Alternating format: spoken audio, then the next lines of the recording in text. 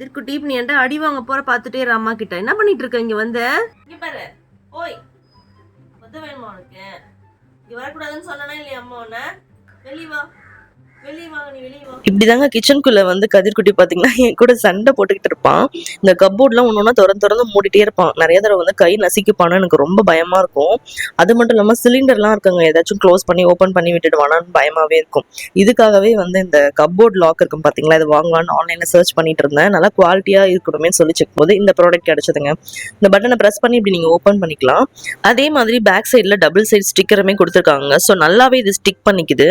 நானுமே வந்து நல்லா இழுத்து பார்த்தேன், நல்லா ஸ்டிக் ஆயிடுச்சுங்க. இந்த மாதிரி ஒட்டிக்கோங்க. ஒட்டிக்கிட்டு இந்த மாதிரி லாக்கை நீங்க ஓப்பன் பண்ணி க்ளோஸ் பண்ணிக்கலாம். கண்டிப்பா குட்டி பசங்களால வந்து இந்த கப்போர்டை ஓப்பன் பண்ணவே முடியாதுங்க, அவங்களுக்கு இந்த லாக்லாம் எடுக்க தெரியாது. அதே மாதிரி இந்த சிலிண்டர் வைக்கிற அந்த கப்போர்ட்லயுமே அதே மாதிரி நான் ஒட்டிட்டேங்க.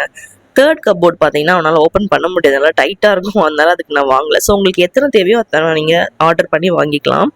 அப்படியே கதிர்குட்டி தூங்கி எழுந்து வந்து எல்லாத்தையும் திறந்து பார்க்கலான்னு ட்ரை பண்ணி பார்த்துட்டே இருந்தான். என்னடா பண்ணி வச்சிருக்காங்க அப்படின்னு சொல்லிட்டு அந்த லாக்கை தாங்க தொட்டு பார்த்துட்டு இருந்தான். புதுசாக இருக்கே அப்படின்னு சொல்லிட்டு அவனால் ஓப்பன் பண்ண முடியல. இப்போதாங்க எனக்கு பீஸ்ஃபுல்லாக இருக்குது. இந்த கேபினெட் லாக் உங்களுக்கும் வேணும் அப்படின்னா நான் டேக் பண்ணியிருக்கிறேன், தேவைப்படுறவங்க செக் பண்ணிக்கோங்க. தேங்க்யூ.